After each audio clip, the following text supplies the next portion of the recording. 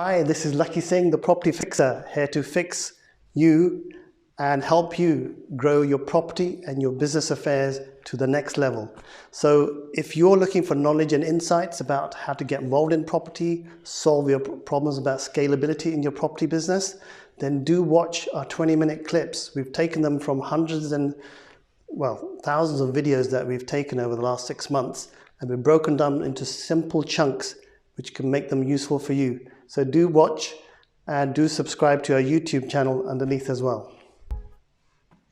Good morning, United Kingdom. Today I'm on a solo because Lakhisingh is driving up to drop his son off to Leeds University. So I have the audience all to myself. Right, so welcome. Good morning to the alternative business and property solutions community with Lakhisingh, the property fixer, who is not around, but I can make the sign to just remind everybody of the fixer. Now, we were talking yesterday about top 10 tips. Now, somebody rang me through and said, look, top 10 tips, excellent, but each business has got its own unique style. So can all these tips apply? I said, well, yes, but no. So we're going to go into different sectors of business. So we're going to go into lots of different sectors. We're going to talk about hairdressers to restaurants to to filling stations, whatever comes in front of us, and we'll try and work out what a tip or top 10 or one of the tips could be to get them more business in 2021. So we've got today, hopefully, two people. I've got two lovely young ladies, Mary Cullum, who is a regular visitor and a regular speaker with us. She's already a bit of a femem, which is a new terminology for feminine energy, I believe. So obviously, I think most females have good energy about them, but this is probably a bit like the Power Rangers, but the female Power Rangers of the business world. So women, form a big club so that we can smash men over the head. I think it's one of those things. Or is it just, I think, internal feminine energy, the women energy between themselves, type of grouping together, like, let's form into the shape of a big roller so that we can paint a house in 2 days or something like that. It could be that, I don't know. But we've got Mary Cullum, and today as well with Mary Cullum we have right. So we've got Monica Walk. That's right, Monica Walk. We've got Monica Walk and we've got Mary Cullum. So I'm going to invite in Mary Cullum first. Is she waiting backstage? Monica's here. Okay, so let's get Monica in. Monica, good morning. Good morning, Vijay Sal. I How you doing? My surname. Right, is it Walk? Is it Walk? No, it's Wakelkamp. I'm sorry, it's a Dutch name, and no, don't be apologetic. No, yeah. Don't be apologetic for the Dutch name. It's a wonderful, beautiful name. How do we spell it? Wakelkamp.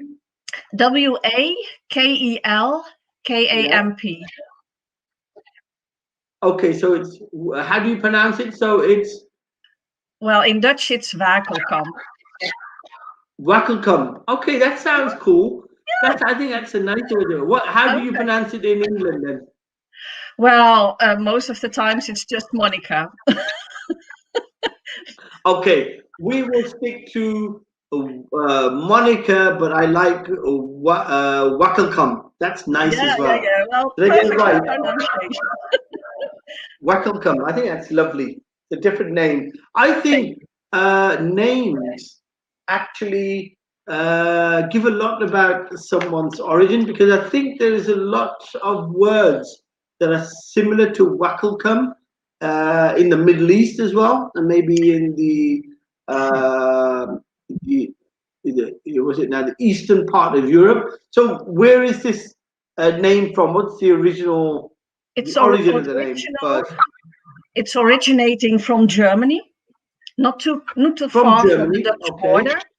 So in the 16th or 17th century, there were some German people coming into the Netherlands, and then they just stayed here and built this family. And everyone in the Netherlands that you find with this name is related. Okay, and Wackelcome, so is it like a large group or a community or like a tribe or a, what is it? What is Wackelcome? What does it mean in its nature? Because I know in German, Wackel, I don't know what the meaning. What does it mean? What's the meaning, Wackelcome? There are two how do you call it, ways of that people think that it originates from. The first one is that there was a kind of a castle in this environment in Germany, and it was named, it was famous as Wackelkamp. But before that, they thought it was like a dialect for the word for a certain tree in the area. So it should be the tree then that was giving the name to this castle, and then giving the name to the people that lived in this castle and the farmers around it. Okay, so because I know the word comma means to come. Comma bis heißt, no, comma, how do you say it? You say, yeah, to come, that's come, that's common. But camp is more like a camp, like a campsite. Camp. Yeah. And Wackel, that is more like. So we now have. So I'm not going to forget that now. So Wackelkammer obviously is an area. So it's an origin from a German part, or is it on the border of the Netherlands and Germany? Is that right? That's perfectly correct. Excellent. And you're a princess of the Wackelkammer tribe?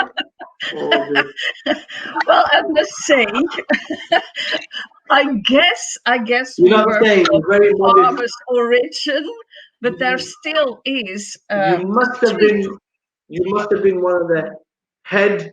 You must have been like a princess of the farming community. Is that right? I'm not sure, but what I would like to do, but as you can see, I do not have a poker face, but I always wanted to go to the mayor of this particular city, because they still have a street that is named Wackelkamp, and then just kind of claim my inheritance. But as I don't have a poker face, I didn't do it, but I would love to go there. Excellent. And where are you now, Monica? I am in the Netherlands. I have an address in Wales as well. I'm interested in a Welsh accent as well. All right, I can hear that. You got a Welsh accent as well, haven't you, boyo? Not at all. Husband from Wales? Not at all. Is your husband from Wales? Okay, so is your other half from Wales? Is he? Is he Welsh? No, it's in the address is in Tony Pandy, and I had investments in Cardiff, and I just said goodbye to them. But I do have my address in the valley, so in Tony Pandy. But at the moment, I am in the Netherlands with all the COVID things going on and restrictions. Oh, right. Okay, I understand. So you're still in the... Okay, we've got Mary waiting in the back, which is Mary Cullum. We had on yesterday. We're going to try and continue the conversation about 10 top tips. So Mary, can we have you on?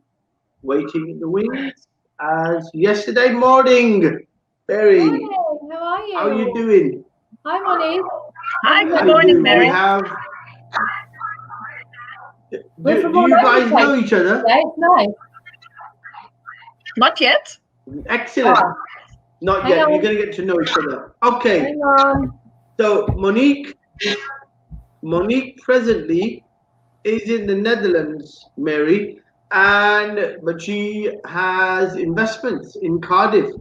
And I think, Monique, have you sold those investments, or are they still there being rented out? No, actually, it was a rent to SA deal.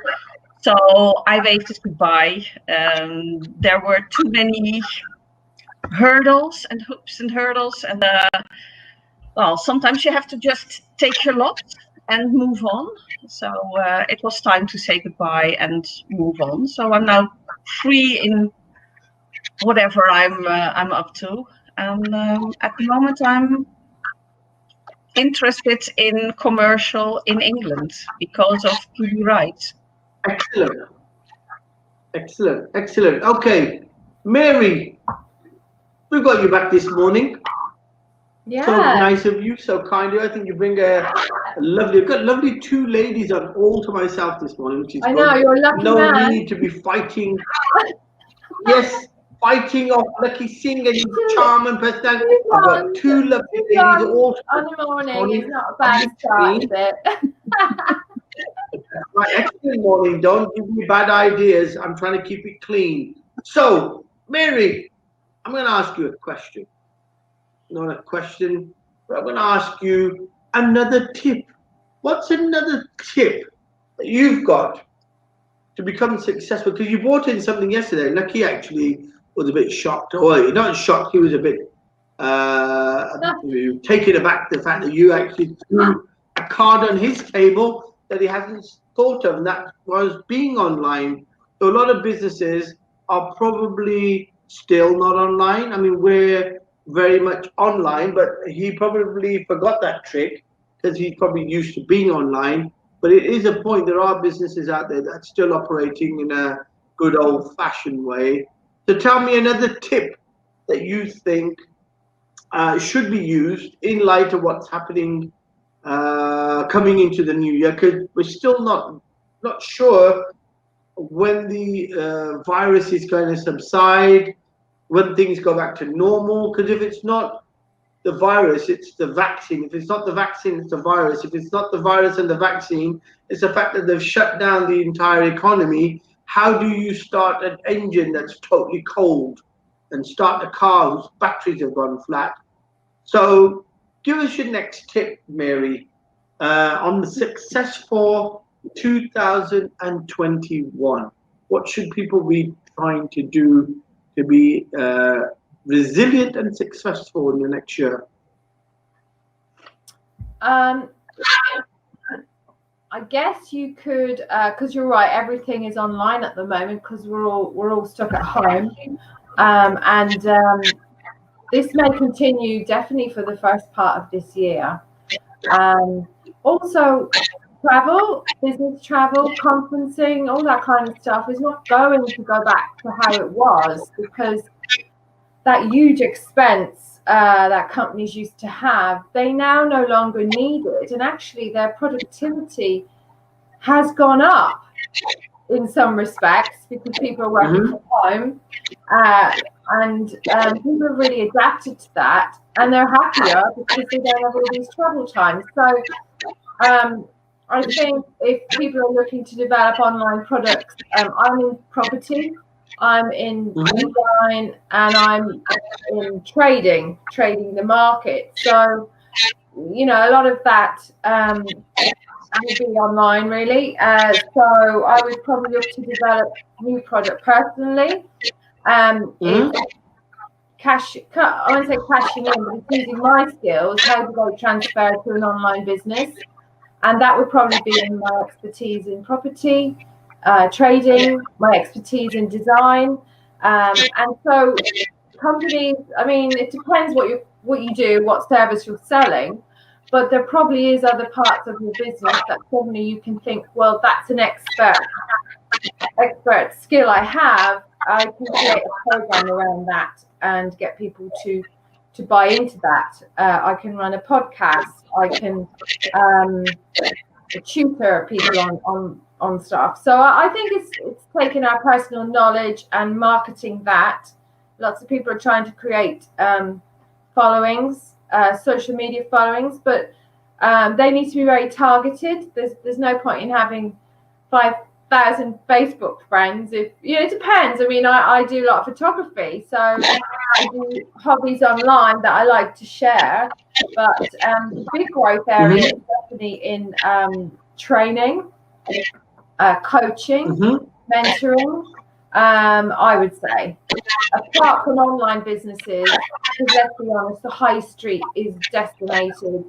It's all going online. Everybody is now buying online. Okay, before we continue with that trail of thinking, Mary, we've got the lovely Monique from the Netherlands. What's happening there in the Netherlands, Monique?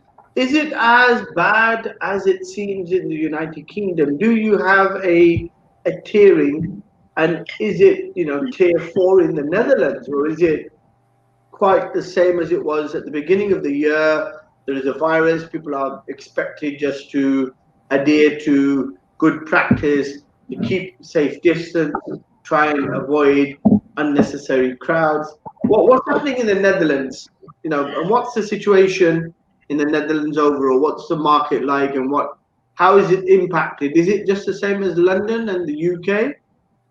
I would say so. So we don't have a tiering system because the Netherlands as a whole isn't as large as England as it's on itself. So we are just closer to each other. The major cities are closer to each other. So there was talking about like shutting off Rotterdam, but then, hey, 15 kilometers further away, there is The Hague. So then you could, people were thinking, oh, we might have a waterbed effect. So if I'm locking it down here, then all the people go to the other part. So we're now in the situation that all the non-essential shops are closed. You can only go to supermarkets, drugstores, pharmacies, and shops for pet supplies.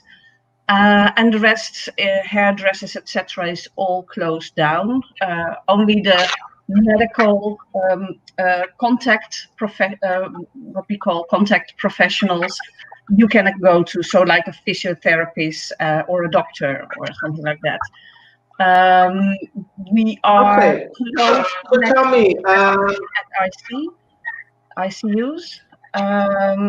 Okay, so you've got the same problems that most people face in the United Kingdom. If they close one area down, people ought to naturally start moving to another area where it's a bit more free. Yeah. So what do you think about the lockdown? You're in the Netherlands. What do people in the Netherlands feel about the lockdown and about the virus? Well, most of the people, everybody hates it. That's common. And then most of the people are very strict in following the rules. So like social distancing, don't have more than 2 people per day at your house. 3 with Christmas. Outside, you can only meet 1 person at a time. So that's wearing your masks everywhere there's a public space. You should wear your mask. Most of the people are strict on that. The social distancing 1.5 meters, that comes closer within supermarkets. It's easy to, or it's difficult to keep that distance all the time. But still, when you wear your mask, you're kind of protected. And then, of course, there are still people, the antivirus, the complot thinkers, the anti-vaxxers. It's not a large group, but they're loud. So it's kind of now. It is okay. I mean, so you see, look, it just shows you that humans, by their nature, are all the same. Nobody wants to get locked down. No. Nobody wants to be told that you can't go out, you can't do the things which are regarded as being normal. let's suppose, we look at animals, let's not look at humans. I mean, we are animals, but we're animals that have intellect. The difference between a human Sometimes. and a monkey, the level of intellect. Yeah. So in our intellect, we can reason with things, but can you imagine how it must affect animals when they are born to be naturally free and they're locked up in cages? Of course. It must have a mental effect on them. They must be obviously differently attuned. So nature of any animal, whether it's a human animal or a human or an animal, one that has less intellect, by the nature of